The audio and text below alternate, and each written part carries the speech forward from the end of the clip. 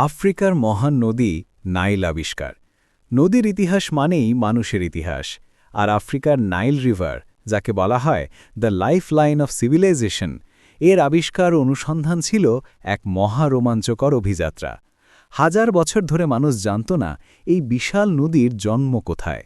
প্রাচীন মিশরীয়বাসীরা বলত নাইল দেবতাদের উপহার। গ্রিক ইতিহাসবিদ হেরোডোটাসও বলেছিলেন নাইল ইজ আ মিস্ট্রি। সত্যি, সেই রহস্য উন্মোচন করতে শতাব্দীর পর শতাব্দী ব্যয় হয়। 1850-এর দিকে ইউরোপের গবেষকরা সিদ্ধান্ত নিল নাইলের উৎস খুঁজে বের করতেই হবে। তাদের মধ্যে একজন ছিলেন জন হ্যানিং স্পেক, আরেকজন রিচার্ড বার্টন। দুজনেই ছিলেন দুঃসাহসী, কিন্তু তাদের ধারণা ছিল সম্পূর্ণ ভিন্ন। একদিন স্পেক ঘোষণা দিলেন, I will find the true source of the Nile, even if it costs my life. তাদের পথ ছিল ভয়ঙ্কর। পথে ভয়াল জঙ্গল, অচেনা উপজাতি, রোগবালাই, বন্যজন্তু সব ছিল বাধা হয়ে দাঁড়ায়। আফ্রিকার গভীরে ঢুকতেই স্পেকের চোখে বিস্ময়ের আলো। বিশাল ঢেউ, ঘন কুয়াশা, দূরের পাহাড়ে বজ্রপাত, সব মিলিয়ে প্রকৃতির তাণ্ডব।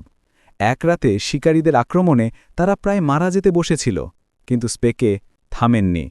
তিনি জানতেন সত্য খুঁজতে হলে ভয় জয় করতে হয়। অবশেষে 1858 সালে এক প্রভাতের আলোয় তিনি দেখলেন বিশাল এক লেক।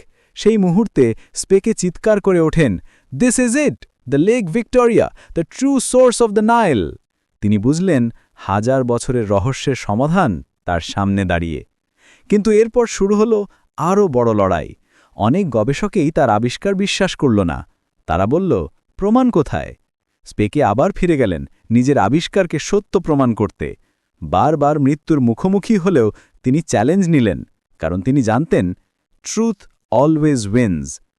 শেষ পর্যন্ত ইতিহাস স্বীকার করল নাইলের উৎস সত্যি লেক ভিক্টোরিয়া। স্পেকের নাম চিরদিনের জন্য লেখা হল অনুসন্ধানের ইতিহাসে। এই গল্প আমাদের শিক্ষা দেয়, পৃথিবীর বড় বড় সত্য কোনোদিন সহজে মেলে না। যত বাধাই আসুক, যিনি নিজের লক্ষ্য ধরে রাখেন তিনিই সফল হন। কখনো কখনো মানুষ আপনাকে বিশ্বাস করবে না, কিন্তু your work will speak louder than words। নাইলের পানির মতোই সত্যের পথ দীর্ঘ, কঠিন, কিন্তু শেষটা সবসময়ই আলো।